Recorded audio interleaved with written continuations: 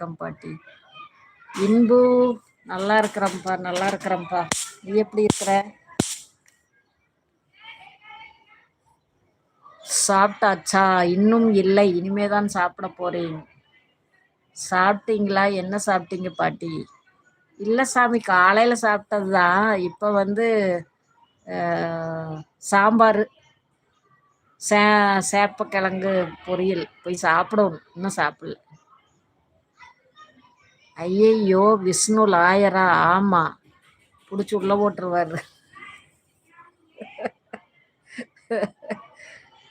Okay, என்ன lunch? அதுதான் சாப்பாடு, சாம்பார். சாம்பாரில் இந்த